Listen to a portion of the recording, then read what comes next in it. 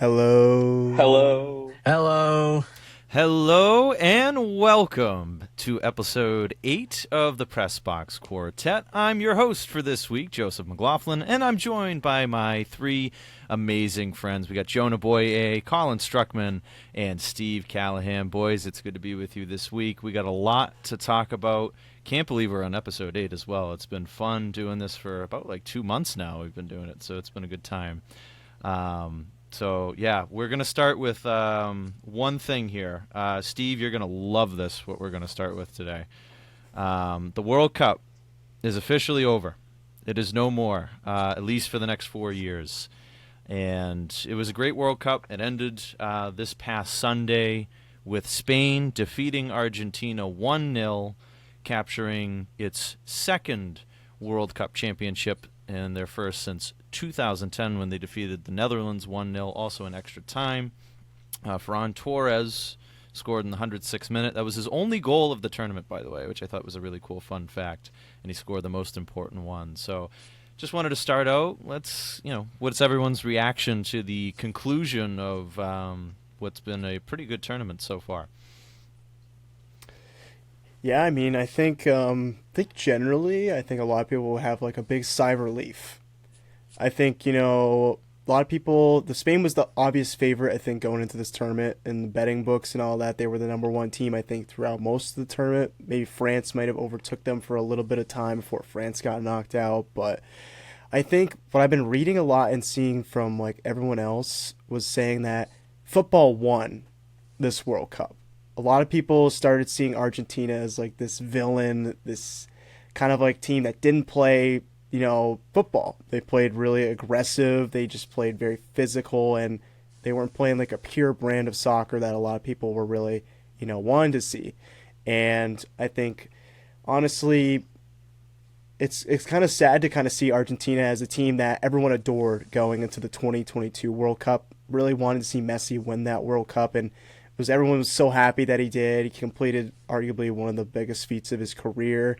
And then going into this, a lot of people wanted him to win another World Cup just to add to his legacy, and then just to kind of see how everything else was kind of breaking down. You saw a lot of physical play, especially against the England match.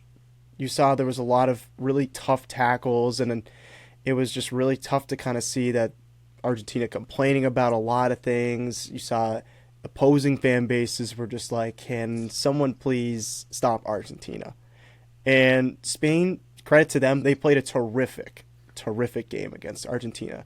Absolutely shut them down. And Spain played how they usually play. Tiki-taka, they short, quick passes. They just kept the ball out of Argentina's feet. And, I'm really happy that Spain won their second World Cup. I was definitely rooting for Spain to kind of win this one. But like a lot of people have been saying, I think football won, and, it's kind of sad to see Messi, obviously lose this World Cup, but I think Argentina, they really have a lot of work to do now, especially with Messi not going to be back for their next World Cup most likely, and just kind of that image, that legacy, I think that Argentina is now going to have after this last World Cup, so. Yeah, I totally agree. Yeah, Jonah. going off your point, Jonah, with the fatigue with Argentina, it's kind of crazy with how 4 years ago everyone adored them, rooting for them to beat France and for Messi to get his first World Cup. But it feels like they were just a team that was hard to root for this time around with the way they played, and they got really lucky in those games leading up to the final, especially against Egypt, Cape Verde, Switzerland. I do think they earned the England game, but it felt like they didn't have a ton of momentum going into Spain, and Spain, that was basically what they did the entire tournament, was what they did against Argentina. Just shut them down defensively. They suffocated them. Such a clinical performance, and it just kind of encapsulated what they did to opposing teams the whole way. And people were still disrespecting them up until the final, and they were still being slept on, even though they were the best team throughout the entire tournament. And I thought the final was a bit of a boring game. It wasn't the most exciting game. Definitely not what we saw 4 years ago between Argentina and France. But that, like I said, that's just the way Spain plays. They drain the life out of you, and it's impossible to get any sort of offensive possession. Argentina's plan was just to foul the hell out of Spain, and hopefully it works out for them. And clearly it didn't. I mean, Martinez had 11 saves. He kept them in the game, but only 2 shots for Argentina. None were on target. So Spain just really shut them down, and Argentina had no answer. Well, where do I begin? Steve's been waiting for this moment. Man, let me tell you, I've had July 19th marked on my calendar since I found out the World Cup was this year. I mean, listen, I can respect the tournament. I understand everyone loves it. You know, it's like globally one of the better ones. But to me, the Super Bowl is way more superior. Same with the, Stanley Cup and Larry O'Brien, all that. But that's besides the point. I mean, I did say Spain was going to win, so I don't even need to watch soccer to know what's going to happen. Not to brag, but subtle flex. It's a little bit. Bet the favorite. No, I mean, from what I've heard from other people, it was an absolute snooze fest of a game. Which, It really was. Yeah, to me, that's every soccer game. But I don't know. But yeah, I really don't have much to say on it. I didn't watch it. I was not. I don't know what I was doing during it, but I was not watching it. Yeah, you guys were right. It's a little bit of a snooze fest, which was unfortunate for the final. But, I think overall the tournament was very good. I know we touched upon Messi, this being his last game. But I want to kind of combine, I guess, two of the things that I wanted to talk about here. So Messi, this is it for him. I just want to see, what does that now change about the sport of football? And then I know Yamal didn't really have the greatest final game, but he was a crucial piece to that run for Spain going forward. So you have, what a lot of people are considering the GOAT of football to be kind of walking away, and you have this new guy, Yamal, who's a fantastic talent, very young, and he's one of the most talented players there is, and he's the future. So really, just what is football going to be looking like moving forward with Messi coming out and players like Yamal coming in? Yeah, I mean, obviously, Yamal, super young, and he's got a bright future ahead of him. Already has a World Cup under his belt, but he's also won the Euros, too, with Spain. And I think Spain right now, they're kind of stepping into a spot where they could really dominate European or even national and international football for a little while now. So I think that Yamal is I think he's ready for this moment. It seems like he's really ready for it. Obviously, he didn't have the best final, like you said, Joe, but you can already see from the eye test how important he really is for Spain, but also just to see, even with him playing at Barcelona, he's already been tremendous for them, I think. So, and it's only up from here, which is also crazy to think about, especially him being 19 years old. It's just really crazy to see. But for Messi, though, I think it's really kind of, it's not the way he wanted to end, obviously, probably his international career. But I think it's really cool to see that, he kind of gave it his all in this last tournament. He almost won the Golden Boot.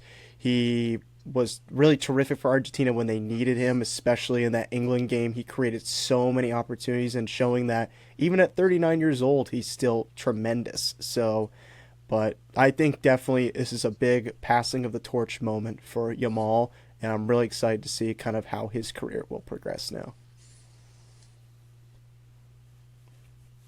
Jonah, I think that's a great way to put it. I think I said that last time, too. It's a passing of the torch game from Messi, the current GOAT of the sport, to maybe the future GOAT in Lamine Yamal. I mean, he's only 19 years old, and like we just talked about, already has a World Cup under his belt. I feel like he's definitely going to win at least one more, maybe two. I mean, this is a dominant Spain team. They're going to be the favorite going into the next World Cup, I would assume, if they can keep the same sort of roster construction. So the future looks bright for Yamal to win another World Cup, maybe another Euros as well. That's within the realm of possibility for him. So I'm really excited to see where Yamal can go from here. I was pleasantly surprised by him in this World Cup. I knew he was a big name going into the tournament, but it's tough when you face the world's best and you're that young. But he's clearly not fazed by the moment at all. And for Messi, that was a great run for his final World Cup. I think we would be having a different conversation if he didn't win 4 years ago. then it would be, okay, I mean, he dominated the sport for decades, but he never got the World Cup. But it's different now because he did win back in 2022, and his last time he was able to get his team to the final, where they just ran into a buzzsaw in Spain. But I'm really excited to see what Yamal can do. I mean, he's such a stud. He's amazing, and I hate comparing sports, but this kind of felt like where it was Connor McDavid young in his career and Sidney Crosby was passing him the torch. That's sort of what it felt like a little bit, especially because those two kind of knew each other when they were younger, and we saw the Messi and Yamal picture. So it felt like that was a little bit similar. I hate to compare the two sports like that, but it sort of felt like that moment. Dude, that's a shame. Colin said everything that I was just about to say. That's so unfortunate, man. But no, I mean, realistically, I do think, like, regardless of what Colin said, like, passing the torch, yeah, it's, you know, it's the new, what's the word I'm looking for? Like, new generation, I guess. New generation of new soccer. age. New era, yeah. That we'll go. Yes, new era. That's a good one. Well, especially Like, with Messi and Ronaldo now being done. Yeah, Mm-hmm. like I mean, Neymar's done too, right? Neymar too. Neymar's yeah. done. Yeah, yeah. Like, Makes room for Yamal.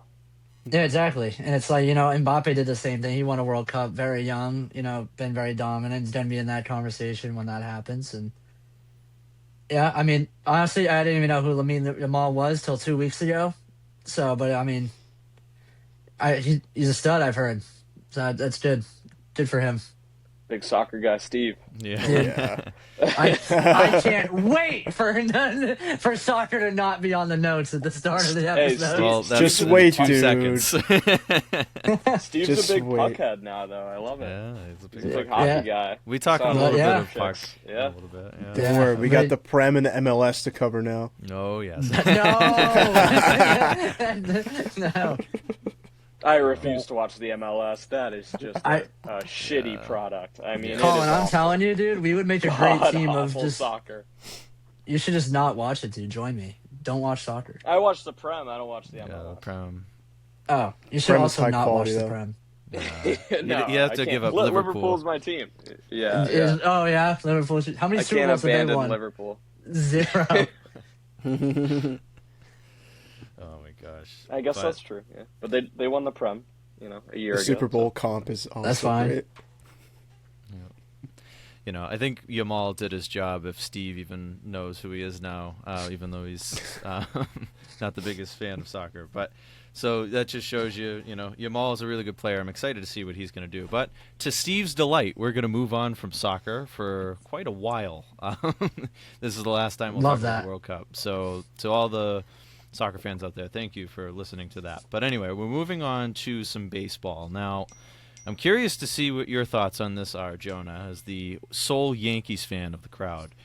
But a certain team from Boston just made history. Steve's phone recently. blown up like Jeff Passan right now. Sorry, boys. Joe, I think he's got some insight on who's being dealt here at the deadline. Oh, Dude, I'm trying lay it to on figure us. out. Lay it on Shut us. it up, bro. Derek Scooble's going to the Dodgers.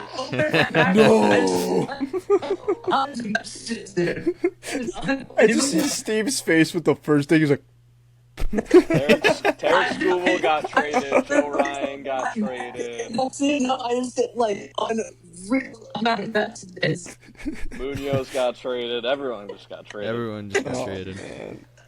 And that's crazy. Tommy didn't feel good. MLB's on strike now. I was just saying like the other day, I was like, dude, I'm not gonna do anything that's gonna give Tommy a layup. Hashtag better believe Steve when he posts about any updates in the sports world. Oh my That was God. just loud, man. There was no way around it. But to get back to the point I was making before Steve's phone interrupted all of us, the Red Sox, winners of 15 straight. Unfortunately, that streak was broken last night after a 5-1 defeat to Baltimore. Eventually, it had to come to an end.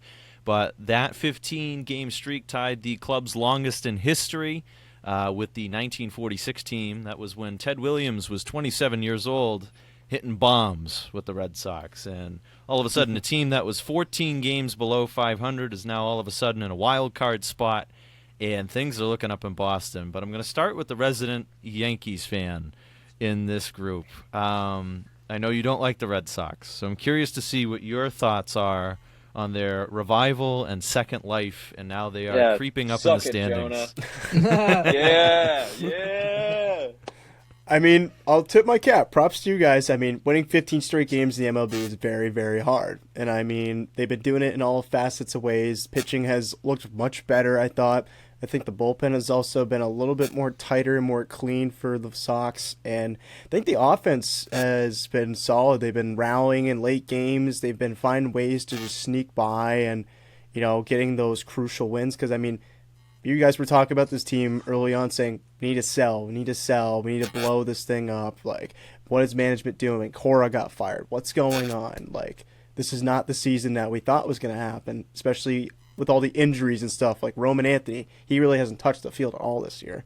And that was kind of the guy you thought maybe was going to step into this role. But it's more so been Wilson Contreras. He's been the kind of the guy. Chapman's been nails. You got two young arms and Connolly early and Peyton Tolley, who've been pretty good this year. And I'm a fan of Peyton Tolley. I just love his demeanor on the mound. So, but it seems like the Sox, I don't know, they just found something that is just piecing everything together. And quite frankly, I was very impressed. And now they sit, I think, 4.5 games out of us in second place in the division, which is kind of wild to me.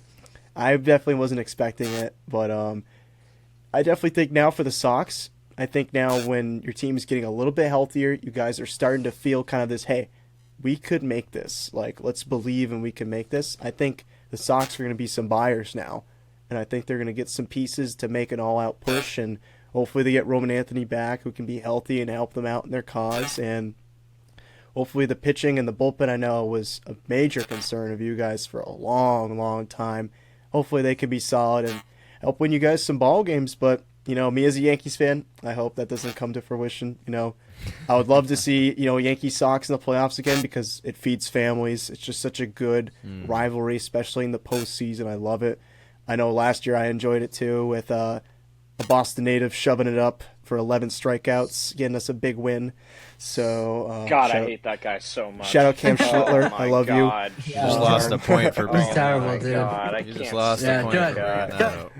But, I think it's cool because, I mean, the Sox now, they're definitely in the hunt for it. I think they're going to be buyers. And then I think my team, the Yankees, we're going to be some buyers looking to improve the roster. But reports I also read, too, the Dodgers could be sellers, which I think was really interesting because they have a really good roster. They're the best team in baseball right now, but I could feasibly see them kind of sacrificing a piece or two to maybe get a little bit younger, kind of cut off some payroll because obviously they have a massive deferred debt that they have for so many players, especially the new CBA that's probably going to be coming out, hopefully with the season starting out next year on time. So, but I'm definitely curious to see some of these teams where hopefully Steve's phone didn't really give us a little hint that it was my a big move. It was not my phone. I'm on my phone.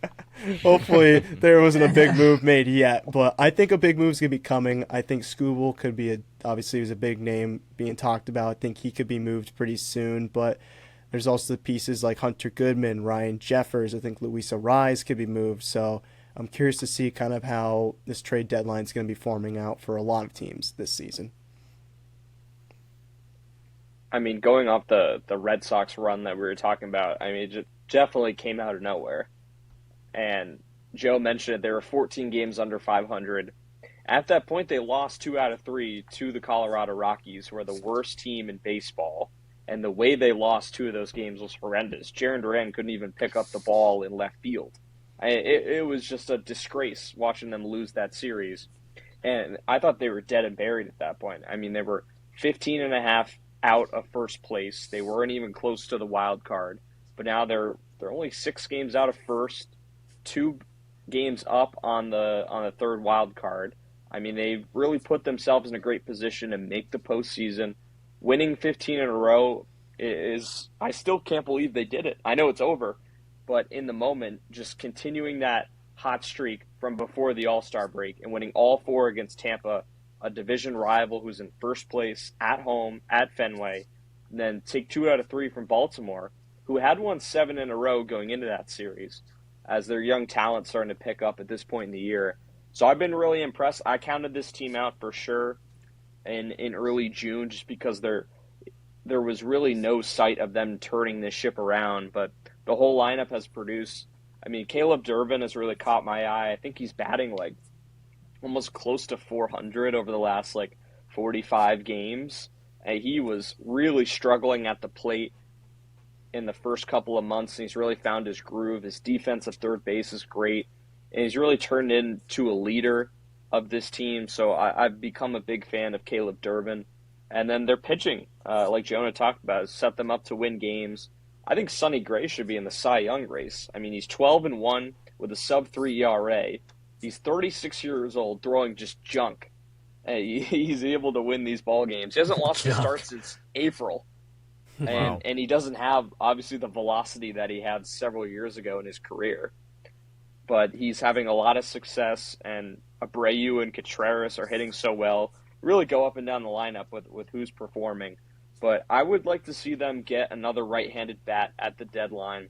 I don't think they need more pitching. I think their pitching is solid with the bullpen if they can stay healthy, and then they're going to get some starting pitching back. I think Connolly Early is going to come back healthy.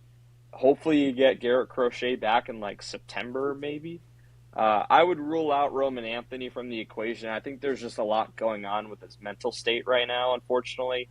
And I would love to see him on the field. I'm a big fan of him. But it feels like he's not ready this year, unfortunately. And then Marcelo Meyer, kind of same thing.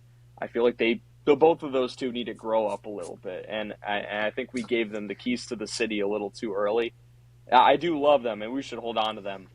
But we'll see. I mean, if they get moved, I would be a little shocked just because I feel like Craig Breslow and the organization have put so much stock into those two. But if they can get a premium right-handed bat or another premium arm, I wouldn't be shocked. So I'm looking for them to get another right-handed bat. I don't know who it's going to be, but I think that would really set them over the top. Yeah, I mean, those are all really good points. Just like, I'm right there with you. Like, I did not think the Red Sox were going to do this. I thought we were going to be so far down in the power rankings. Like, I didn't think Red Sox had a chance to make the playoffs. I didn't think they were even going to, like, live up. Because obviously, like, last year, like, we had not the same kind of run. But, like, the month of July last year for the Red Sox was also really good in 2025. Where, Sedan hit that walk-off over the monster. It was great. It was the same thing, but 15 games in a row. I really wish it was 16. Like, I wanted that new record. Me too. So bad. Me too. Especially on a doubleheader where we had a really sick way to end the game one. And then game two, it's like the first inning, and you're just like, yeah, this is Rivera got rocked. Dude, torched. Shelled. But it was definitely fun to watch. And it's not even like we were like dominating teams. It was like, we were down, and then Durbin hits a walk-off home run. Abreu hits a walk-off. It was like, oh man, like that gets goosebumps. That's why baseball is so poetic. It's like just with one pitch, it's like a whole new game. It's great. I love baseball for that. I think. What was it? The 14th win. To me, that felt like a playoff game. Like just the energy in Fenway, how they earned the win. It was a great game. That was Durbin, I believe, right? That was Durbin's... that was the Durbin one. Yes. Yeah. Okay, cool. And then for a lot of some players that I think that are going to be on the move. Jonah already mentioned one of them with Arias. I think any MLB The Show player like loves Luis Arias because that dude never strikes out. He's got the biggest PCI you'll ever see in the game. It's unreal. Oh yeah, no pop though, unfortunately. No pop, but like, hey, I'll take a base hit. Like, he gets on base. I mean, gets yeah, on base. That's what matters. Activates the clutch rating. I mean, we've talked about it on this pod before, but Skubal, he's gonna be on the move at some point. I mean, Detroit's just not. You talk about a team that, like the Red Sox, we were all like, all right, this team's kind of yikes. And then it's like, you look at Detroit and you're like, Detroit's been pretty good these past few years. And it's like, Detroit's really not what they used to be. Apparently, Skubal wants to stay. I don't know if that rumor is true. Oh, really? But apparently he wants to stay and win a World Series with the Tigers, which He is not going to win one if he Yeah, stays Detroit there, doesn't win in so anything, so. I'm I not mean- sure if those two things can coexist.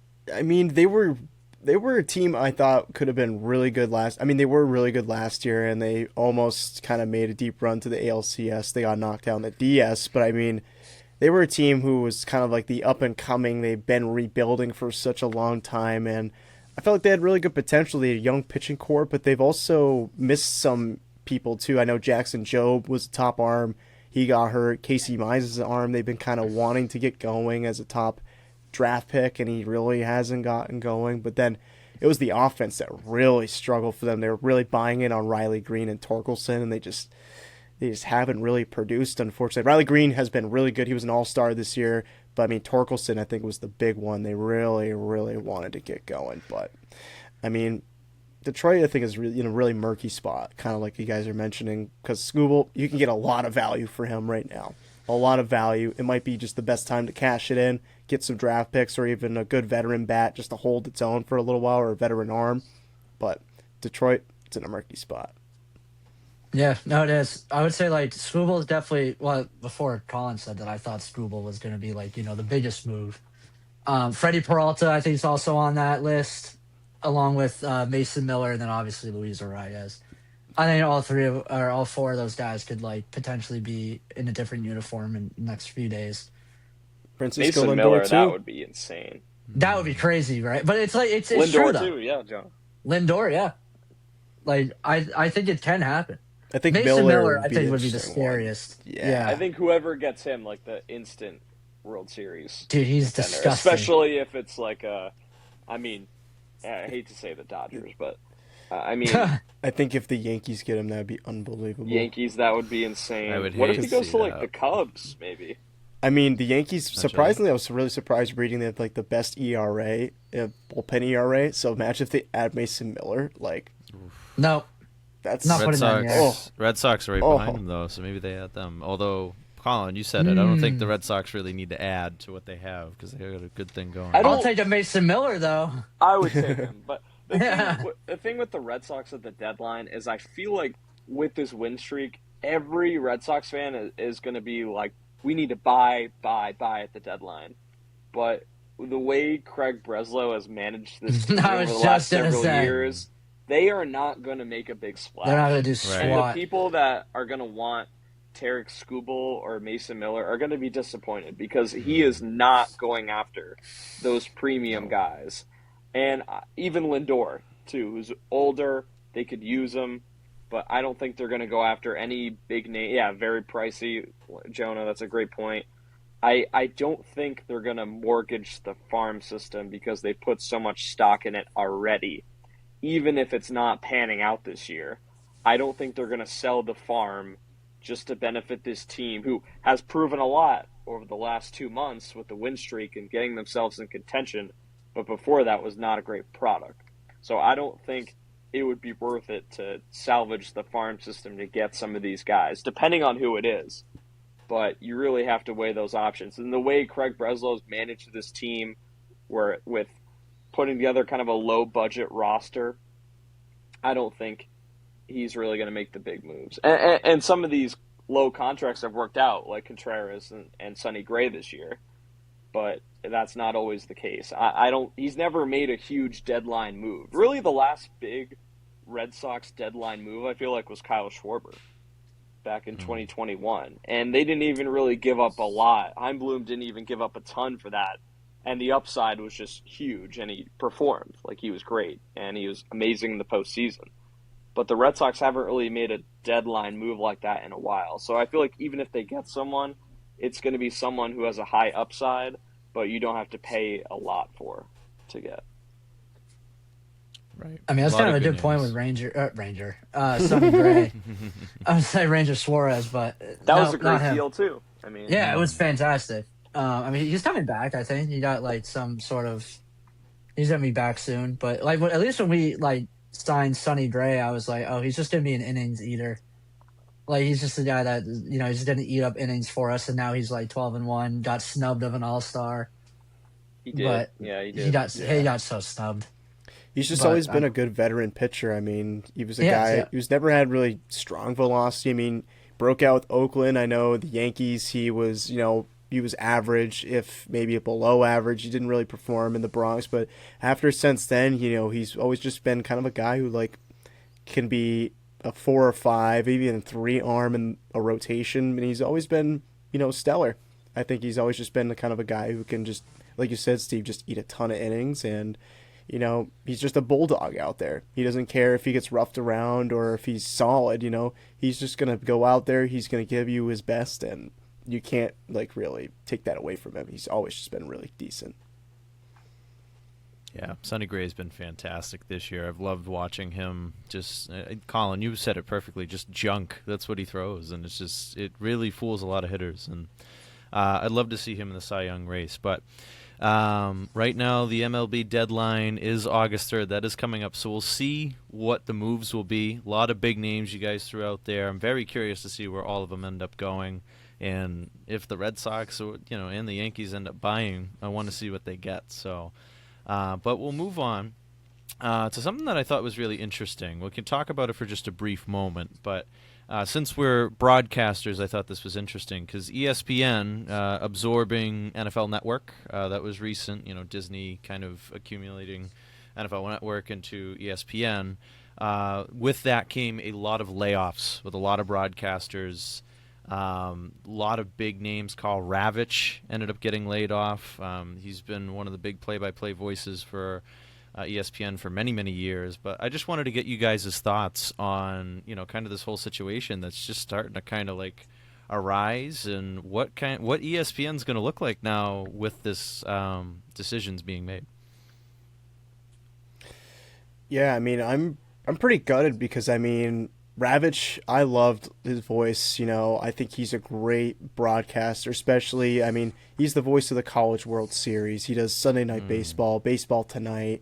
Like, he's always been a guy who I've always loved listening to, and he does a fantastic job. So, I'm really kind of, I'm gutted for him, especially it was a day after he finished his last Sunday Night Baseball game. And he gets the notice, hey, you're cut, like you're gone. So I just feel awful for him, and then also others who were unfortunately cut by ESPN because of, like you mentioned, Joe, the NFL kind of is moving its way into ESPN. They're really trying to promote their product out even more.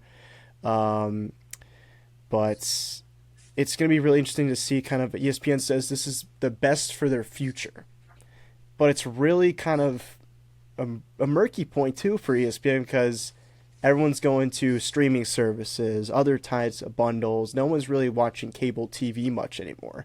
So I see ESPN is trying to make these moves to kind of be compatible with the times and try to be, as easy accessible and trying to be financially off well as well. But you can't really cut out the veterans who have kind of built ESPN from the bottom or have really been the stalwarts of the industry. Like Ravitch, who was super well, and then even, I think, there was controversy between like Ryan Clark and all these other guys, but they were good personalities to have on TV where people can really spark all these different conversations. People tune in just to listen to hear what they have to say. So it's really sad to kind of see, these big corporations cutting out some really good names. I hope Ravitch can find a good job with like Fox or NBC. Hopefully someone can pick him up like that. But then, I can understand their financial well-being with like, hey, we just want to make sure we're doing things well. And then for the NFL-wise, they're just getting a paycheck. So I'm really curious to see how ESPN in the next few years, even I think the next months, will go. Jonah, going off your point, I thought it was pretty shocking that Carl Ravitch got laid off, especially after 33 years with ESPN. He has been a staple, especially at baseball, College World Series, Little League World Series, Sunday Night Baseball. Feels like whenever there's a baseball game on ESPN, Carl Ravitch is going to be calling it. And he does a phenomenal job. He's one of the best in the game for sure. I do think he's going to be a hot commodity, whether it be Fox or NBC or somewhere, ABC. Well, one of those networks is going to pick him up. He's not going to be on the market for too long, I feel like.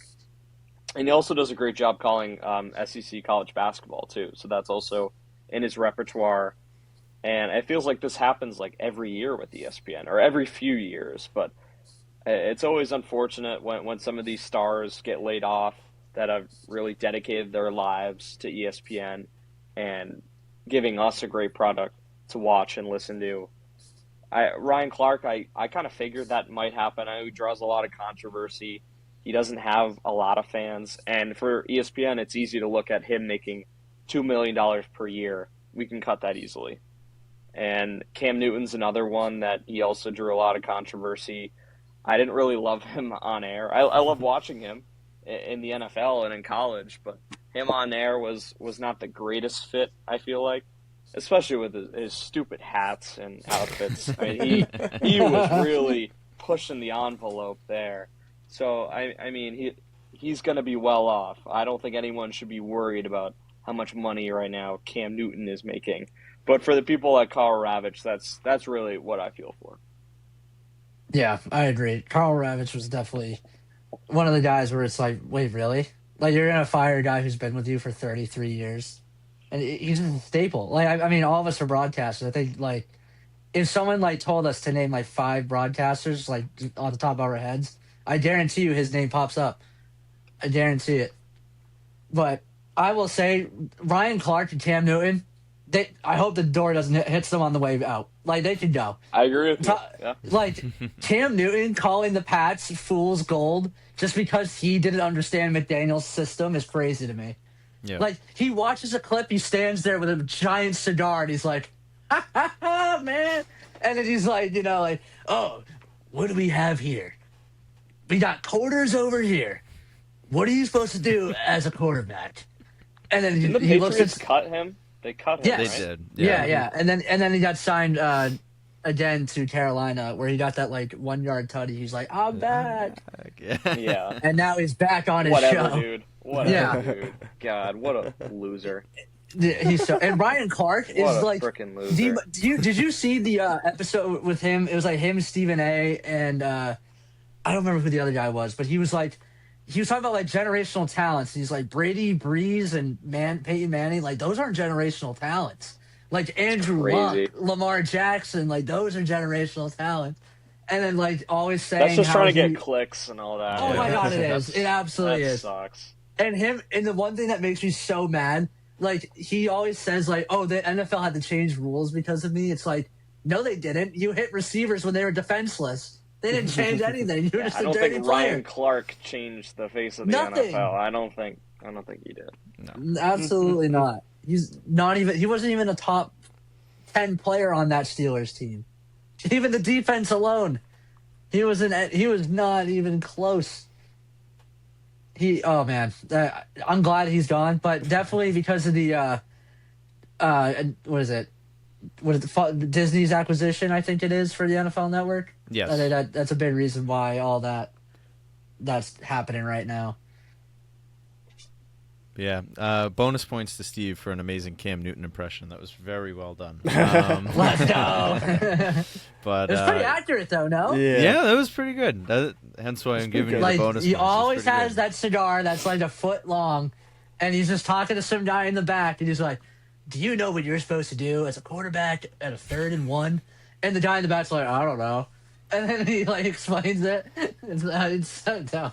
Yeah. But, yeah, definitely interesting. I'm curious to see what ESPN's going to look like. I'm sure Karl Ravitch will find a job somewhere. He's too legendary of a voice not to, so wishing him the best in his next step, and I'm curious to see where he's going to end up. But going on to our next topic here, the British Open was this past weekend, one of my favorite golf tournaments, actually, and Ryan Fox ended up winning his first major championship. Yes, it's one of my favorites. I don't know. I love golf in Scotland and England. It's something about it. It's like where it came from. It's beautiful. But anyway, going back to going back to it, Ryan Fox, the Aussie, won his first major championship, getting 10 under throughout the entire tournament. But that's not what I'm going to talk about. Congrats to Ryan Fox. I'm not undermining that. But one of the bigger ones, the headlines of that tournament was Bryson DeChambeau. We know his name. getting a controversial 2-stroke penalty for illegally manicuring the grass of the rough, if you will, to help better his shot. And looking at clips of it, he was very animated with the officials that were at that tournament. It's just kind of a crazy thing. You don't really see that every day in a tournament, especially one as prestigious as the British Open. So, I'm curious to see what you guys' thoughts are on that specifically, or just the tournament itself. What did you guys think from watching it, or just seeing this in the headlines? Yeah, Joe. I mean, that kind of, I think, was the major headline throughout this tournament. I know Fox obviously winning his first major, tipped the cap to him because, it's tough to win a major, especially in today's golf with so many big names competing for, especially like Rory, Scotty, Xander Schauffele, and then even Bryson, who, after missing a couple of cuts actually, was now finally back in the hunt, was looking to win the Open here, win a major, and just it definitely got the most publicity out of this whole tournament. And I think it was a really interesting situation, especially for him, because Bryson's gotten a lot of flack for missing cuts. He's been kind of a guy that people have been really kind of expecting, when's he going to kind of jump out and finally win another major besides the U.S. Open? When is he finally going to kind of step into this pedestal of this kind of aura, or even just like saying like his own, like, I don't even know how to really describe it. But I mean, like, he has a big following and a big presence. He doesn't have a lot of aura after the British Open. No, lost a lot of it. But he has like a big, his branding is big, like following and, presence he has. He's one of the bigger figures and known names in golf. And everyone's just kind of expecting him to kind of win this one out or finally win another major besides the U.S. Open. I know the Masters in, I believe it was 2025, he almost got that. Rory obviously beat him out to win his career Grand Slam. And then this last Masters, he just didn't have it as he did in 2025. So everyone was kind of picturing Bryson. They're kind of turning their public perception on him after he won in the U.S. Open. So, but I know there was a bunch of golfers like Schauffele, Scheffler saying he's not a cheater. Bryson, he's a good dude. Like, we know he can be a really good golfer too, so we're not pitting against him. But what I loved reading, though, was seeing Rory saying, like, I don't care for him at all. And seeing that beef that these two golfers still have, I think that could be a pretty cool storyline moving forward if these two ever get paired up on a final day of a tournament, especially a major tournament. But, I feel bad for Bryson, because I really do. I was a big Bryson fan too. I love watching his YouTube channel. I think everyone's a little corny about that, is him trying to be a big YouTube golf star now. But I do like him just because, his mind, he's a very big golf guy. And I would love to see him win a major tournament besides the U.S. Open, like the Masters or the Open. But I'm definitely curious to kind of see, the Rory and Bryson beef kind of carrying forward. Yeah, I'm going to disagree with you, Jonah. I do not feel bad for Bryson. I am not the biggest fan of him. And it was pretty obvious he was trying to improve his lie. I mean, when these golfers go through the grass, they kind of tiptoe pretty carefully. He was stomping the grass, trying to move his ball forward. I mean, he wasn't very quiet about it, and he got caught. And then he goes crying over to Trump to try and get him to fix it. I was just going to say that. Was just freaking ridiculous. I mean, come on. So funny. I know you're close with him, but, I mean, that's just pathetic. So what's he going to do? What is he going to do? March down to the PGA and he's going to, you get your 2 strokes back. Like, no, that's not going to happen. Just because he solved the whole Balogun red card with Team USA and FIFA doesn't mean he can fix this with the PGA, which I hope that theme doesn't continue in sports because that would be awful. There should be no cohesion between sports and politics like that. But I don't think Bryson's making more fans with this whole fiasco. I do think golf needs a villain, and he is the perfect villain for golf, and it adds kind of that like theater aspect of golf, which I love, and I think it's the perfect sport to have that kind of controversy around it, because no golfer should be perfect. I mean, besides Scotty, you could argue, but yeah, I mean, you should have some of these like villains. You should have some of these stories built into golf because it's such a individual sport, and it's a shame that had to be the story of the weekend. because Ryan Fox I thought was a really cool story, and I love his pace of play is amazing. He wastes no time. Yeah. He just gets up there and hits the ball, which, I mean, I wish I could do. Of course, I'm overthinking 20 things in my swing. Oh, the swing thoughts are brutal, man. But Ryan Fox is just, he gets up there, he smokes the ball, he's got that putt to win it. He's like, all right, I read the green, let's do it. And he sinks it and wins 9 under. And even with Bryson, it didn't matter much in the end. So he would have been 6 under, but Ryan Fox was 9 under. Bryson would have been in the top 6, so, I mean, make some more money. But at the same time, like, we're talking about all that, and it probably didn't matter much in the end. Obviously, the momentum definitely could have helped him. But at the same time, he wasn't catching Ryan Fox, and I'm happy for him. I'm definitely going to be keeping a close eye on Ryan Fox in these next couple of tournaments, but really excited to watch him and see what he can do. Yeah, I mean, I think this weekend definitely kind of reminded people of what Bryson actually used to be before the YouTube fame. Like, if you remember the rope incident where he, like, come on. If you haven't seen it, you should look it up. You should look it up if you haven't seen it. Yeah, So great. And then, like, now he has a YouTube channel, and it's like, everyone loves him, which I do. I watch his YouTube channel. Like, I think it's great. You know, he breaking 50, a great idea that he came up with. And I mean, you know, just like you said, he tried to get one of his partners and break 50 to try to remove 2 strokes from his score. I'm pretty sure that's how they met. Trump and DeChambeau, as they played a round of golf together on one of Trump's courses. probably. But yeah. I mean, I'm kind of disappointed in the way Bryson acted. You know, you've said it yourself that you want to be a role model for like new up and coming golfers, and then now they're watching you play, and this is what they see. It's like, no, come on, dude. Like, you're better than that. You're better than that. Like, you already know what happened with the rope incident. You swear you're gonna change. You know, you're gonna act more professional, and it's just the mental side of golf. You know, you miss 5 cuts in a row.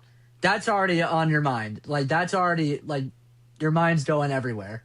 He finally makes the cut, and now he's, like, locked in on his performance. Like, now it has to be good. Because now, he doesn't know when he's going to be back.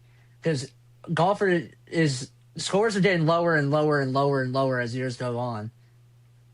And, you know, if you're Bryson, he probably doesn't, I'm not going to say he doesn't practice at all, but I'm just saying being a YouTuber full time, that's not really a lot of time to like actually like sit down and think about, you know, your game. You know, like, oh, how's my 7-iron? You know, how are my wedges? How's my putting? Am I reading the green right? Can I see the grain more or can I not? It's like, I don't think he's really working on his game as much as he used to. Now that like he's YouTube and like, you know, YouTube's paying him pretty good. He's got all these sponsorships.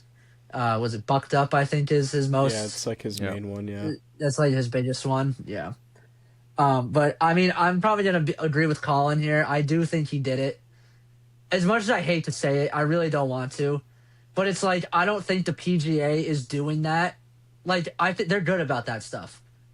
Like, I feel like if they know if someone's really trying to do that, like, they're going to sniff it out. Like, I think Bryson definitely wasn't where he wanted to be mentally. That after that is once that happens, I mean, how do you play a round of golf? Like, how can you play after that? Which gave Ryan Clark. Oh my god, I can't believe I just said that. Wow. Ryan Clark, Ryan winner of the Clark. British Open. Subtract me 2 points for that. That was unbelievable. All right, if you say That so. was awful. No. Ryan Clark does not deserve to be in any conversation. Oh, that's great. I'm going to stop talking. Let's move on. I love that. I think Colin made a great point of like, you know, the need for a villain. I think Bryson's a good candidate for that. I think it was 100% warranted for that 2-stroke penalty. And just watching the commentary of it, I'm like, he was hacking that grass pretty good. I mean, to be fair, it was like really tall, so I guess the only way to improve a lie is to hack it down like you're a lumberjack. But yeah, I mean, there's no place for it, especially in a place like the British Open. Like you expect to, you know, get away with that cleanly. It's crazy. But is anyway, there a video of it online somewhere? There is on Twitter. Yeah, there is. Okay. There is on Twitter if you look it up. But It's just he was so animated just talking to the officials. Like it was almost comedic just watching it. It was funny. Yep. But He's a maniac. Like, he's just truly crazy. and I mean, he was like But he was that's like what golf bright needs, though. red. He was like bright red, Oh my flaring his God. hat. He was like, He literally looked like a tomato. He looked like a tomato, and he was freaking out. Him and Rory just continue to go pound for pound of who's I the know. most unlikable. And I golfer also in hate PGA. Rory too. I can't stand Rory. That's why I'm all man. for this beef right here. I think it's great. Oh no! If those two are going at it, I love it. I yeah, really do. grab your Yeah, yeah, popcorn, it's Those great. are two everybody. perfect villains. It's great. Those are two just it's so tough to root for either of them. I don't hate Bryson though. That's the thing. Is like, I think he's immature at times, but it's like I don't know. I like him. And then I comes just don't Cam think this Young to helps save us. Yeah. I think Bryson was really helping his case recently, but this just really No, this tanks is the stock. no. He's right back to where he started. Like Yeah. he's Mm-hmm. Yeah, it's crazy, but we'll see if there's any beef between Rory and Bryson. I think that'll be crazy news in golf if we hear that. But speaking of crazy news, we actually were guests on the Overtime Chicks podcast. Their latest episode, we got to talk about some hockey, and it was a great time. Thank you to Emma and Jess for inviting us on the pod. It was an awesome episode. But one thing we talked check about. it out. Yes, go check it out. It's on Spotify. But one of the things that we talked about as a possibility actually became a reality today, as we're recording this on July 23rd.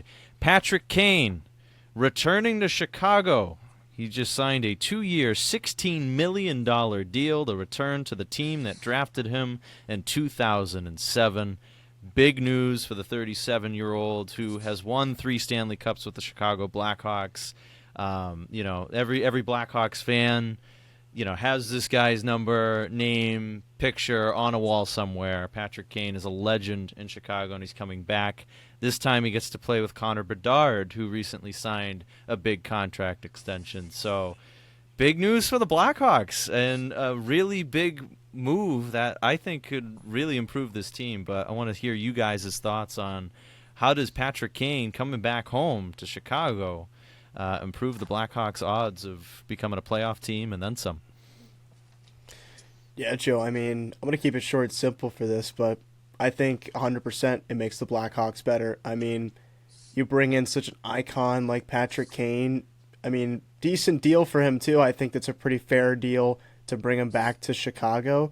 And obviously, you lock up Bedard, who I know is coming back from an injury. He suffered this offseason training. But, I mean, if you get those two healthy, especially Bedard, and now having Kane being on the team now, I think that's going to be huge for Chicago. And I just think overall, I think for Chicago, it's just going to bring up so much more momentum, especially a guy who brought you 3 Stanley Cups, who established such a great dynasty for Chicago in the 2010s. I think that's just going to be an absolute, it's a bona fide, just perfect move. I think for such a legend of the game, especially for American hockey, to go back to his team of origin and finally maybe close it out there in Chicago. Short and simple. Beautiful. I like that, Joe. Nice. I Very, agree very with you sweet. too. I think it's a perfect homecoming for Patty Kane, for Showtime to be back in Chicago. I mean, I loved him growing up. I still love watching him play. He just like defined our era and really inspired a lot of young hockey players, including myself. So I'm really excited to see him back in Chicago. I think this is a team that's building in the right direction, and you sign him to a 2-year deal, so it's perfect. He's likely going to finish out his career in Chicago, the place he's meant to retire, and he'll have his number retired there. He's going to be a first ballot Hall of Famer. So it's perfect that he ends up back in Chicago with Connor Bedard. I think that's going to be an exciting duo. And even if they do still struggle, it's a slam dunk for the Blackhawks. They're going to sell that arena out every night because people are going to watch Kane and Bedard. They're going to sell even more Patty Kane jerseys than they already have. So it's going to work on the marketing front, let alone the product on the ice. And I think Kane still has a lot to offer. He still played pretty well in Detroit when he's healthy. So if he can still stay healthy in Chicago, I mean, I think he's going to produce enough. And you're not asking him to do a ton because you already have Bedard. and they have Donato, they have Bertuzzi, they have some goal scoring on that team already. So you don't need what Patty Kane did 10 years ago when they were winning Stanley Cups. You just need him to chip in. And I think that's enough to ask for him at this point in his career. Yeah, that's kind of a good way to put it, Colin. I'm going to echo off that same sentiment with not only is, so obviously, you know, Connor Bedard's only been in the league for, was it 2 years now? Like he's been I think three. Is it 3? Yeah, 3. Yeah. It's 3? Okay. Oh, you're right. It is. Yeah. You're right. It's 24. Yeah. Like Patrick Kane's gonna be a great offensive mentor for him. You know, they're gonna be really good together. You know, even regardless of how Chicago does next season, just Connor Bedard learning from one of Chicago's bests, like that's still gonna be great for the city and great for Chicago down the line. I mean, obviously Bedard's recovering from a shoulder injury. Yes. I think it is. So like even when Connor Bedard's not there, I think they still are going to have a top 6 like forward depth during his absence. So I mean, I think that's good for Chicago as well. And it's just like the vibes are high in Chicago. You know, this is what you wanted. You wanted him back. You know, it's everything's great in Chicago right now, which is you don't really hear often. Honestly, I don't think I've ever heard Especially anything in good the about last Chicago. 3 years. Yeah. Yeah, nothing. Which I mean. Hey, Bedard likes them. You know, they play great. They stay healthy. I'm not going to say they're going to be a playoff team or a contender for a cup, but it's going to be some fun puck over there. Life's gonna be good. Life's gonna be Exactly. good, Life's yeah. good with that stick figure, like walking. Yeah. But with the stick and a puck, you know, and one's gonna have a Kane jersey on, one's gonna have no a free Bedard ads. jersey. No free ads. Yeah, it's gonna be great. I'm very excited as a hockey fan. Jonah, I'm you just drinking a beer? No, Well, you were supposed to make up for last episode. Yeah, 'cause you didn't he- I drink. Yeah, was, for last so time. I Yeah. have, but you know, I Oh, got it's terrible not the Yankees koozie. Whatever. Yankees Point coming off for the koozie, koozie. I'm Throw that in the sorry. Yeah, thank you. I'm sorry. Yeah, thank Have you. to do it. But yeah, no, Gosh, I'm very this excited. panel is rigged against me. I'm not sorry about that. Anyway, At least you didn't say Ryan Clark. You would have had -3 on that. yeah. Well, you said that to Yeah. yourself. I just Yeah, you did do that obliged. to yourself, you know. I know, but I deserved it, dude. Like Ryan Clark does not deserve any flowers, and I was this close to giving him some. But I'll Ryan give you Clark, a bonus point beautiful for being and honest. analyst. Mwah. Oh my god, bro. Oh, hell no, man. What the fuck? Give you a bonus for being honest. What just happened, dude? I have no idea. Did I no was one just- else see that? I was going putting off down your a bonus. points, I Steve. can't be the only one that just saw that. Oh, I know Tommy's man. gonna love that probably. He will. We love you, Tommy. But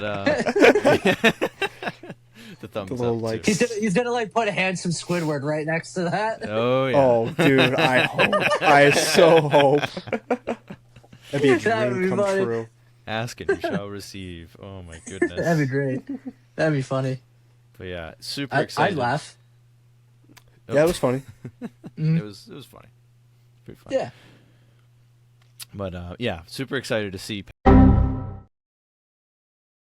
Patrick Kane back in Chicago. I think it's going to be like Colin said, like a big marketing thing too. I think it's just going to be super cool for hockey. So as a hockey fan, I'm very excited to see that, and I'm excited to see Kane and Bedard play together. I think they're going to be very good on the same line, even if it depends on how they shake out the lines. But I'd love to see them on the same line. So I think that would be fun. But that I wraps feel up. like you gotta put them together, right? Oh, you have to.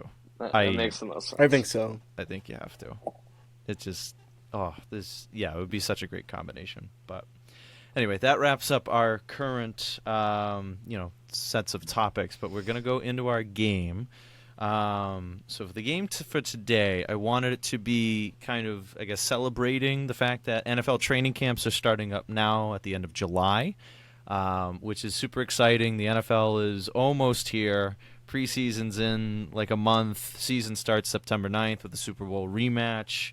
It's going to be really cool. So I thought we could go off of that and play a little bit of 20-0. Now I'm going to give Jonah a couple of bonus points for giving me an idea similar to this. This is the inspiration for today's game, Yeah, which let's actually, go. funny enough, leaves us completely tied 3 ways.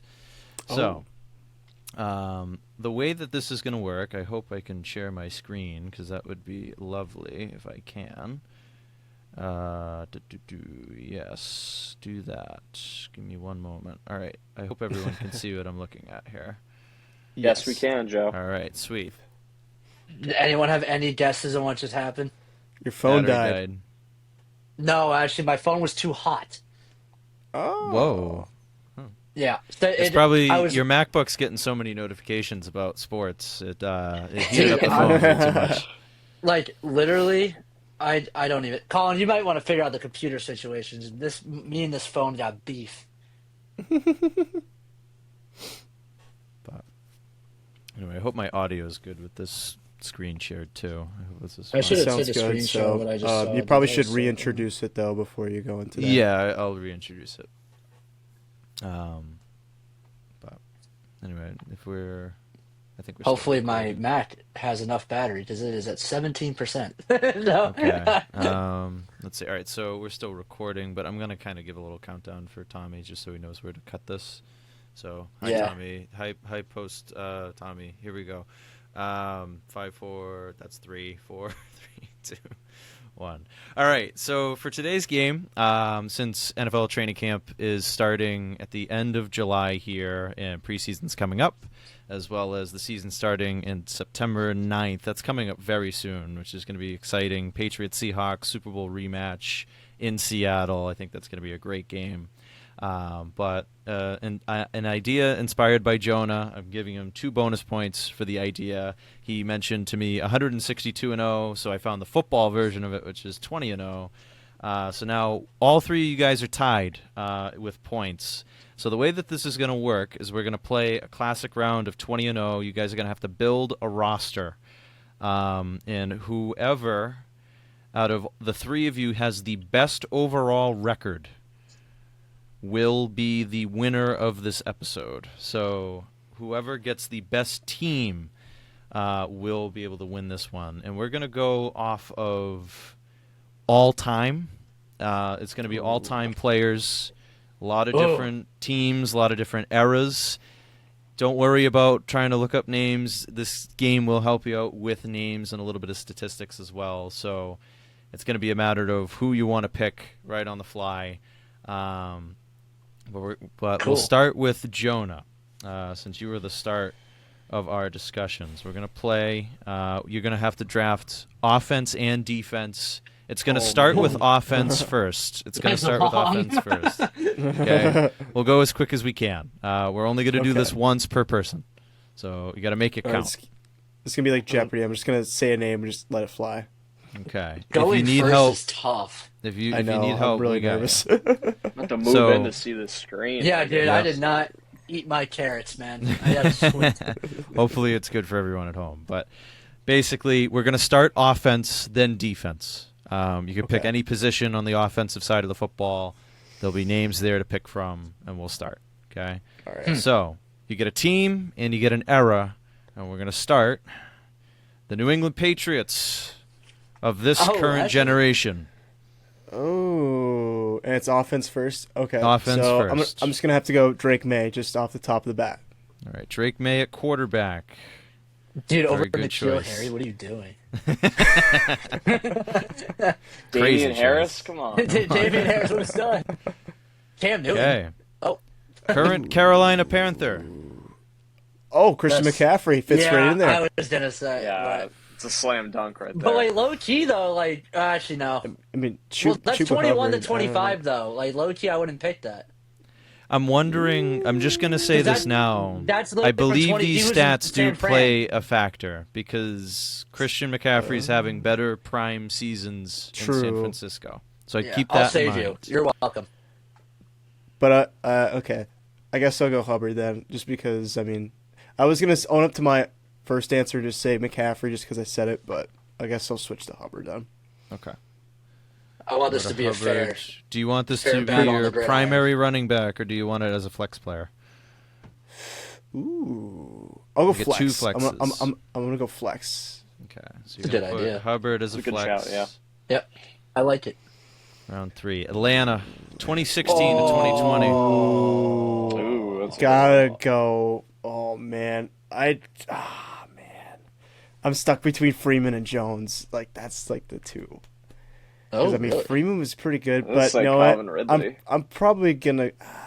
I'm gonna go Julio Jones. Okay, Julio Jones. Do you want him as Oh, a yeah. flex or your Yeah, wide I didn't receiver? see him in there. Yeah, I'm Yeah. gonna go Julio Jones. you have to That- take him. Yeah. That's like dirty though. It's like yeah, that's Julio, Oh. but it's like imagine if you got like 2011 to like. I'll put him in my second flex. How about that? All right, Ooh. second flex. Okay. Okay, round 4.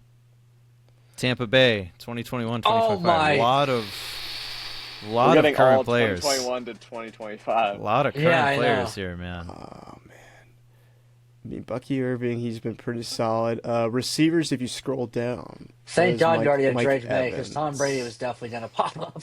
I think I might go. I'm stuck between Mike Evans, honestly. Mike Evans has always been pretty consistent in his career, especially. It's not a bad early on. shout. I'm gonna go with Mike Evans as my wide receiver. All right, That's probably the right next pick. round. Oh, another current Philadelphia Eagle. Dude, We gotta switch up the boy. years here. Oh, man. Yeah, I don't know. I guess- do know what the spin. Guess I'm gonna go Saquon Barkley. I mean, that's my guy. My fantasy team, Saquon Barkley. This is a Dude, you don't want crazy Boston team Scott, already. bro? This is insane. You got Evans, Hubbard, Jones, and now that guy Saquon. kills the Giants. Oh my gosh. All right, next round. Give me Yo, an older what 21-25 do you have? Ooh. Hey, there we go. guy. Green Okay. Bay, 2011 to 2015. So now you need a tight Now end. this stinks because I mean Yeah. I could have had Aaron Rodgers. No.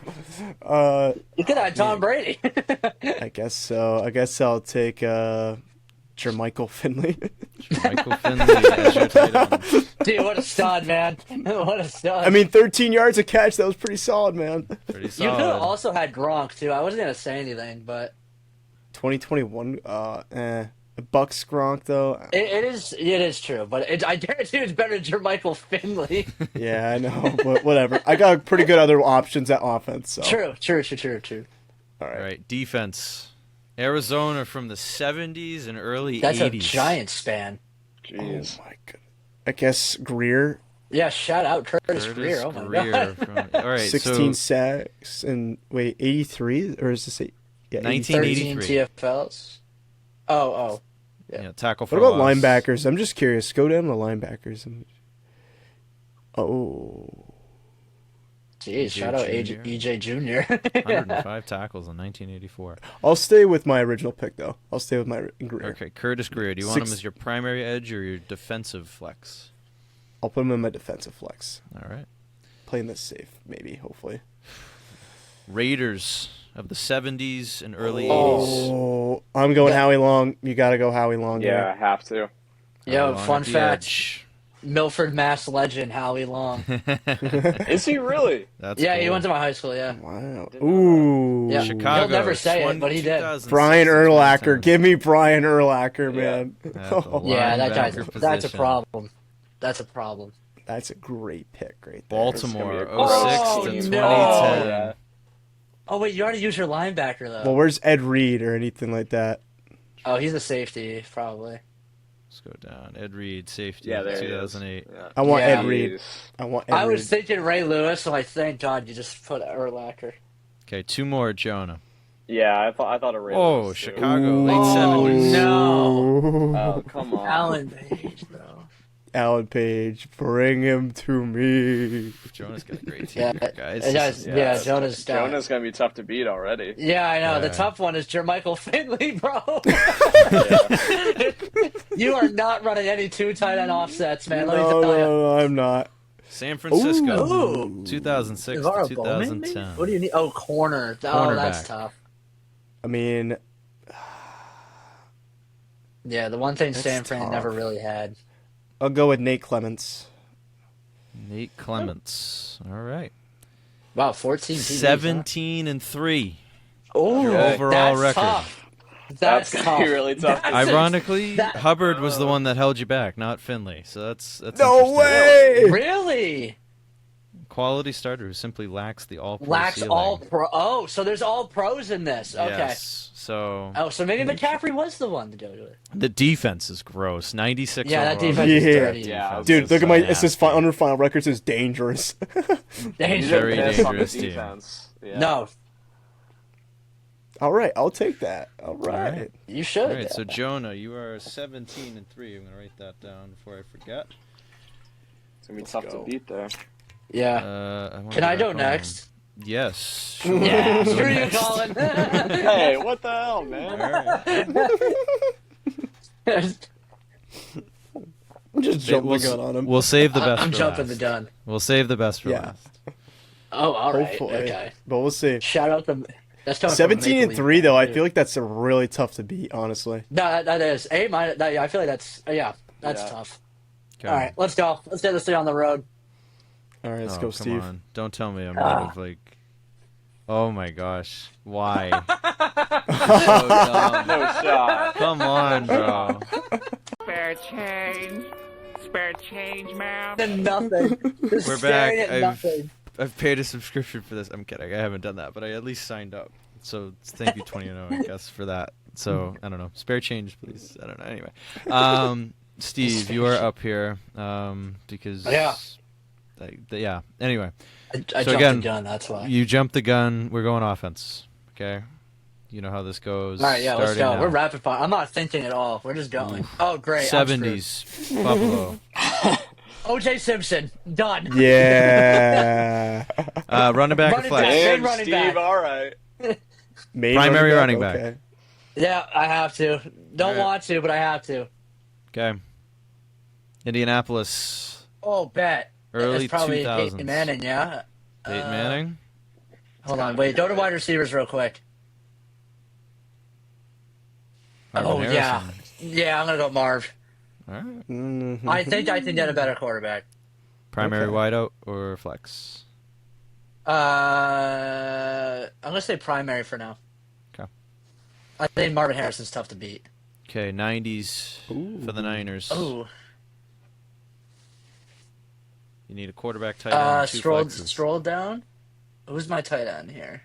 Let's go tight end. Oh, Brent wait, Jones. Jerry I Rice. say Jerry Rice. Jerry Rice. Give me Jerry Rice. Oh, and Alright. T.O. too, but give me Jerry Rice. Jerry Rice is your Great. first Now I flex. wish I didn't put him at.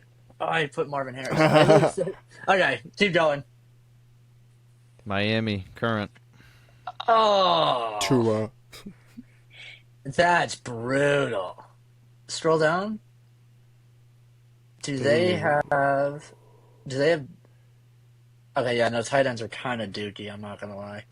I'm gonna say Devon Achane and put him at flex. All right. That's Oh, Devontae actually, I Parker. lied. I lied. Tyreek All Hill. right. Tyreek Hill. All right. Tyreek Hill at the second flex. Tyreek Atlanta. Hill and Jerry Rice. And O.J. Okay. Simpson, dude. This is all like first team all jail. Ooh, Chicago, the 80s. Need a tight end and a Ooh, quarterback. Bears. Jimmy Oh. McMahon. Oh my goodness, what a great quarterback. Oh my god, I forgot I needed a QB. Yeah, dude, I'm gonna have to go with Moorhead, man. You He's going a tight end. Moorhead? I can't pick. Yeah, I can't pick the quarterback. You're not for picking that. QB? So you're picking Moorhead as your Not tight end? no. Yeah, I'm gonna just hope. I'm gonna hope Patsy on Peyton Manning. Okay. What if you Like- get Arizona Cardinals 2021, 2025? I'm gonna click Yeah, do tight more- end. Yeah, do Moorhead. Yeah, Sean. Alright. I'm gonna hope I get a banger. quarterback Cincinnati for it. from the All right, Dolphins. Carson Palmer, baby. Carson Palmer. Carson Palmer. Perfect. Okay. That's a your good quarterback. pick though. All right, here we Okay, go. defense. Defense. Atlanta, late 2000s. That's scroll down. I'm not taking an edge, that's for sure. Oh, brother. Yeah, scroll down. Ooh, Brent Oh, Grimes. Brent He was low key Grimes, dirty. dude. Ooh. And D'Angelo Hall. I think I'm gonna. No, I only get one corner. I'm gonna say put Brent Grimes at my. No, scroll up. Scroll up. Wow, defense decisions is not easy. Go up towards the linebackers and tackles. Yep. Yeah, all right. We're gonna do Brent Grimes as a flex. As a flex. All right. Yeah. Yeah. Don't hate that. Atlanta again. Are you kidding me? Late 2010s. Wait, who is? All right, go down. Going down. Don Terry. Oh, Grady Jarrett. You want Grady Jarrett as your tackle? I think I do. Yeah. I don't really know where else I'd go with that. Like, I don't want Desmond Trufant. San Francisco, late 2000s. Fantastic. Go to the linebackers. Patrick Willis. Yep. Mm-hmm. Okay. Good pick. It's a good pick. Dude was a beast. Chicago. Current. Ooh. That's actually not. You need an awful. edge, a cornerback, and a safety. Go to the corners. Jeez, there's a lot of them. Yeah, Chicago's had some good ones. I'm not gonna lie to you. I might say Kevin Byard. Kevin And I Byard. wouldn't hate that. Oh, he could also be a safety. Nah, put him safety. Okay. Mm-hmm. Last two picks. New England of the early Perfect. 2000s. Give me Ty Law. Ty Law. He was. He should be a corner. Where Oh, is he might have There been he gone. is. Oh yeah. Nope, Nope. he's right here. Bet. Yeah. All right, Put last Ty Law pick. there. New Orleans current. Oh, perfect. Cam Jordan. Cam Jordan. That's perfect. And there you go. 18 and No! No way. Okay. Come on. Good draft, Steve. Good draft. 2. Beat him by 1. So I gotta go 19-1 or something. Or you got to tie Come on, him. baby. Congrats, Steve. You got no weak link on this team. Shout out Emery Moorhead. I knew it from the start. If you were curious, Cameron Jordan is graded the lowest out of this entire team, if you were curious. Then Emery Moorhead. That's It is unbelievable. what it says. All Wow. right, we're going to Wow. play again. Unbelievable. Colin, man, you gotta have an Your turn, 07 my patch. friend. Sure, yeah. We'll see. One pick at a time here, boys. New Orleans, late 2000s. Ooh. Do I just go with 3? I want to see the options. If you scroll down, Let me like s- receivers. Receivers. I got you. Let's see. I mean, Tight ends. Tight ends. ooh, Do I Jimmy go with Graham? Ooh. I don't want to waste my quarterback, so I'll go with Jimmy Graham. At Jimmy tight end. Graham, tight end. Do you want Okay. him as a flex or just the tight end? Tight end. Yeah. Second pick. Even though that's Seattle, probably early one of the 2000s. best QB seasons ever. Okay. Scroll down. Matt Hasselbeck. Yeah. Let's see. Who else we got for wide? Do I go Jerry Rice? I didn't even know he was on Seattle during that Twilight of his career. Washed Jerry Yeah. Rice. time. Who's at the? No, I don't want to pick a tight end. Who's at the top for wide receiver here? Bobby Ingram, Daryl Jackson, 1,200 yards, and 04. Yeah, I'll go with Daryl Jackson All right, primary wideout. at no flex. All right, first flex. Say this was the pre Alexander era. Early 2010s, Atlanta. Ooh, Matt Ryan wouldn't be a bad show, but let's see what else we got. Can you go to receiver? Receiver, It's got to be Julio. Julio Jones. Yeah, Julio, 100% Prim- as primary receiver. primary wide receiver. Yep. Okay. Love it. Baltimore, early 2000s. Hopefully, I got a better quarterback. Let's see. Go to your running backs. What team is this? Baltimore Ravens, early 2000s. Who is that top running back? Let's see. Jamal Taylor? Lewis has 2,000 yards in 2003. Okay. Who else we got for like receiver or tight end? Let's see. You got Derek Mason, 1,000-yard season. I'm probably gonna go with a running back here. I think. Okay. Let's go with Jamal Lewis. Okay, 14 touchdowns, 2,000 yards. Had a real good year. Offense, fifth pick. Rams, early 2000s. I don't know how I'm feeling about this so far, but yeah, I really screwed myself with that quarterback. Man. Need a quarterback and a flex. Oh, Marshall Falk, 100%. Yeah, good It's pick. got to be Marshall Falk. All right. Yep. You- Yep. Yep. You If need a I actually quarterback. do get the better record, that's gonna be so funny because I just You- took Colin's turn. You need a quarterback. Yeah, I'm really hoping this works out here. Ooh, Pittsburgh. Ooh. Late 2010s. Roethlisberger. Big Ben. But I mean, I don't hate that. He had some that's really not good bad. games. And I don't hate that. Yes. Okay, that's fine. All Okay. right. Big Yeah, Ben. Big Ben. That's the QB. that's not bad at all. Could have been worse. Could have been worse. Could have. All right. Yeah. Now you need your defense. All right. Let's see if this works out here. Chargers, early 2000s. Ooh. Okay. That's Some not good horrible. options here. Scroll down a little here. What are you thinking for position? I don't really know. I feel like. Junior Seau. Oh, Junior yeah. Seau. Seo or Yeah, I gotta go with Junior. Seau. Donnie Edwards too, but Yep. Okay. Give me Seo. Seo, primary linebacker or defensive flex? Let's go defensive flex. All right. I don't know if I'll find someone better. rest in peace, Junior Seo. Yeah. No, I was just gonna Late say. 2000s, Chicago. Okay.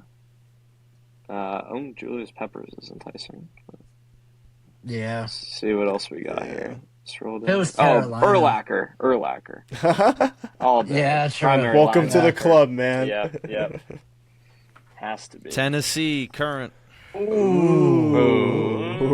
I mean, No, there's some low Let's key see. like studs, I'd say Landry and Dupree are both good, but like Jeffrey Simmons. Jimmy like, Seffrin's yeah, pretty scroll good down. too. That's probably it. I feel mean, like there's like I feel like Byard. they got some good like corners. Amani Hooker. Hooker, Byard, yeah. I do don't like worry about it. Byard. Yeah. I'll go with Byard. Bayard. is Yo, your copier. corner or safety? I'll go corner. Corner. Ooh, opposite what I did. Imagine he gets Okay. Cam Chancellor or something like Earl Thomas. Giants of the Oh 80s. no. Oh, Lawrence man. Taylor. No. LT. Dude, that's- Has to be one. Oh, LT. dude. Wow. Literally the best edge you could have asked for. Wow. This I'm Wow. feeling all What right a about pick. my team now. Wow. Yeah. Man. What a draw. What? I'm If feeling we better tie- now. All right. Two more picks, Colin. Okay. Late 2010s Oh my, Rams. that's even better. Aaron Donald. Aaron Yes. Donald. This Oh my defense God. is gross. Oh my goodness. Aaron Donald. What a and comeback LT. we're watching here. This All could be right, like final 100 pick. defense. Final pick. This is unbelievable. If he Tennessee. gets like Darrell Reed. Late 80s. All right. 90s. Okay. Yo, Will Fuller, what do is I that need his here? dad? You What do need I a need, safety. You need a safety. I need a two safety. options. Okay. So is that Bishop and Robertson? Yes. Mhm. Okay. Dude, get Will Fuller, bro. He's a I'll- stud receiver. I see the 7 interceptions from Robertson, so I'm gonna go with him. All right. Yeah, that's not bad. This is tech. going to be like 100 rated defense. The moment of truth. Yeah. Can he do better than See ya, 18 boys. and 2? I think he's got it. Oh, he tied it. Oh, wow. Jimmy Graham held him back. No. Really? Dude, Really? Wow. Imagine if Oh, I took man. another tight end though. That defense, though, that 99. defense is disgusting, man. LT, Aaron Donald, Brian Urlacher, That- Junior wow. Sale. Wow. Now Great what? defense, We- Colin. We gotta Do we do go- offense only. Yeah, we could do an offensive only tiebreaker. Hold on. Shoot. All right. I screwed that up. Hold on. Oh, well, Expecting it a was fun tie, playing. honestly. Oh my I thought goodness. Jonah had it when we first started. That was Yeah. unbelievable. Me again. Dude, like, They that figured was this shit out. crazy. Like, Urlacher, Lawrence Taylor, and Donald back to back to back is crazy. Yeah, that's lucky, man. That was nuts. Okay, I am back here. Can we After all hearing see your this? offense, I was like, yo, low key, I think I got How this is in the it bag. Jimmy Graham holding me back? Like that's a great tight end. Yeah, I don't know. The same way. I mean, with a Emery team that Moorhead good, wasn't holding me someone's back. got to hold you back. At The some same point, way but- Chuba Hubbard was holding me back. Yeah, Yeah. it was a Cam Jordan was holding me back. Yep. Yeah. Or no, Cam Jordan was Yeah, the lowest what? rated. No, I don't know. Oh, yeah. Oh, lowest rated. No one held me back. Okay. All right. So Collins Steve, said hold back, though, so I feel like Collins could have been Yeah. 19-1. yeah. So All Steve, you'll go offense only. We're going to you. We'll make it Yep. quick here. right. I'll set the tone. All right, here we go. Okay, 6 Come on, picks. give me good rolls here. Indy. Late 2010s. Oh, is that Andrew Luck? Yes, it is. Ooh. 2018 Actually, kind Andrew of Luck. scroll here for me. Yep. Is like Naheem Hines. Yeah. Oh, Ty. Ty. Oh, that's so tough.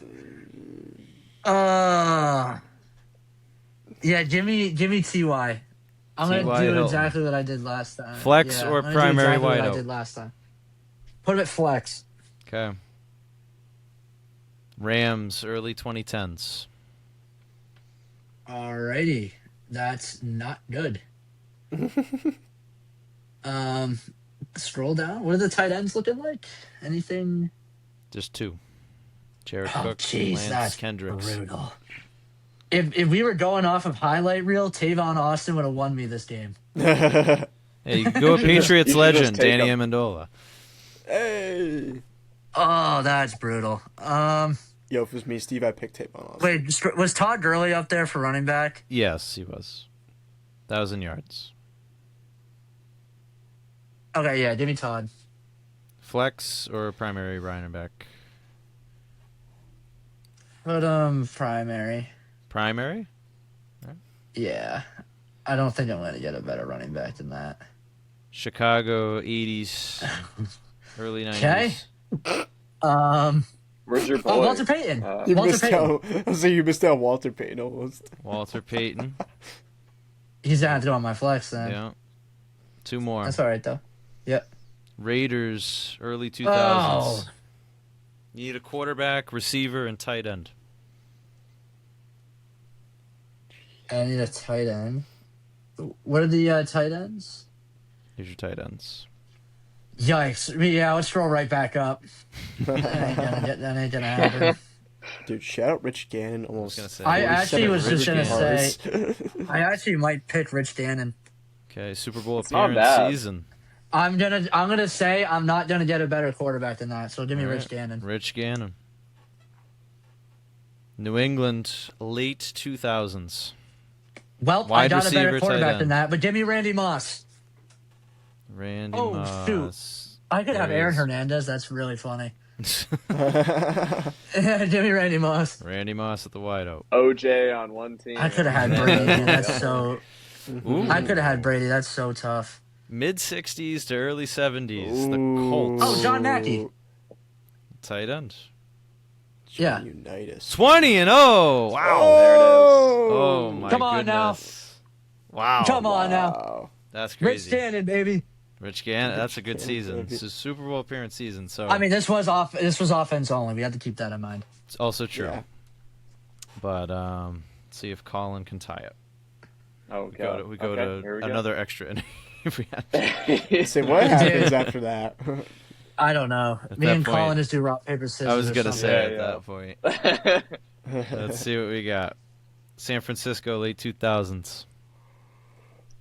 Okay. Scroll down. Ooh, I mean, Frank Gore is pretty enticing. Who we got at wide receiver? Tony O'Brien, Arnaz Mm. Battle, Johnson, Jackson, Michael Bruce, Morgan. Crabtree. Ooh. You tested with a sorry receiver like Crabtree. Yeah, I mean, I could These are go the with results him, you're but- gonna get. I'm gonna go with Frank Gore. Frank Gore, Oh, primary who? running back. I mean, I think you have to. Yeah, I don't know. How good of a year? I'll go flex. Flex, all right. I like that. Keep the option. Ooh, open. 90s, And Niners. right back to it. Oh. Yeah, exactly. I mean, Steve Young was really good, Got but Jerry Jerry. Yeah. Rice, yeah, I gotta go Jerry Rice. Yeah, Primary Yeah. that's wideout. just a gimme. Yeah, You yeah, have to of go. course. Yep. you have to go, Jerry. Tampa Bay, late 70s, early 80s. Okay. Mm, not the Doug Williams is best pretty good, teams, but, but some solid players. Scroll down here. I feel like there's one guy. I I'm thought missing. that just said Theo Vaughn, dude. Go up for me, Joe. Yeah. I'll go with Wilder. Wilder, whatever you say. However you say. You want him as a flex or a running back? Yes, yeah, flex. Okay. I don't know how good I'm feeling about Ooh. this one, but Late Ooh, 2010s, well. Philadelphia Eagles.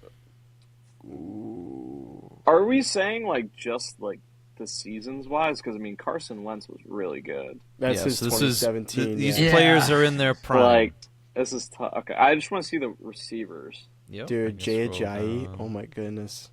Yo, he's a Oh, professional gamer. Actually, you know you already have your receivers and flex filled out, so you cannot pick a receiver. Okay. So you have to pick a tight end, I running mean, back, or a quarterback. What do we got for tight end? Zach Ertz. Goddard. Ertz. Early on. Ertz is not a bad shout. I mean, he put up some numbers. Low key, that's what I would probably do. I'll go with Ertz. Mhm. Ertz at Yeah. tight end. I feel like you, Yeah. I feel like think you that's a have good- to. That's just a good good safe tight end. Yeah. Giants, early 2010s. Ooh, you gonna go Eli, bro? Where I do need a quarterback, so I feel like taking Eli would help. What also do I need here? You also need a running back, which is quite a few options Ahmed here. Bradshaw. I know, but Eli was just like so good during that. I'll go with Eli. Eli Manning. Yeah, you All right, kinda you need a have to. running Yeah, back yeah. here. Okay, Running back hopefully for this final pick. Hopefully this works out for me here. Current Las Vegas Raider. Ooh. That's actually not bad, you know. Yeah. Oh, it Yeah. could go Jacobs. Josh. I Jacobs. I think we Yeah. just tied again. Josh Jacobs. Let's I see. don't I think bet, so, I bet it's but- 19-1. Yeah. That's No, probably- I think 19 and it's- 1. Yeah. That was good though. No way. What was it saying about this one? It says no weak link. Eli Manning was Eli graded the Manning lowest. graded Yeah, I mean, the lowest. Eli Manning Interesting. held your back. Really? That's I interesting. mean, yeah, dude, the guy sucks. He just has 2 rings. Well, that makes the winner of this episode Mr. Steve. Steve, you got a Let's winner's go, speech for baby. us. Winner's speech. I'd like to thank my phone for dying on me. Or actually, it didn't even die. My phone was too hot. My Mac died, but I still pulled through. And Let's I go. even lost myself 2 points because I said so, and I still won. Honesty has priorities. Honesty's great. Honesty was Take good. that, Bryson DeChambeau. Yeah, you know. Yeah, dude. I stomped the ground, dude. I made my draft better. Oh my gosh. But that'll do it for episode 8 of the Press Box Quartet. Steve will be your host next week for episode 9. If you haven't Here we followed go, us baby. yet on Instagram, it is PressBox_Quartet, all lowercase letters. That's our Instagram page. You could also find us on YouTube. That is where we'll post some of our episodes as well. Be sure to give us a follow, and if you like the content, keep tuning in for more. Subscribe, do whatever you got to do. Thank you so much for watching, listening, tuning in. It's been a pleasure Yep. having you along, and we'll see you next time. Goodbye. Check out Overtime Chicks. You want to see more of us? We had a great time over there. Yes, check Go out check the it out. episode, Overtime Chicks, on Spotify. Their latest episode that just came out today as of recording, so it should be out there. But anyway, that's all from us. We'll see you next time in episode 9. Peace.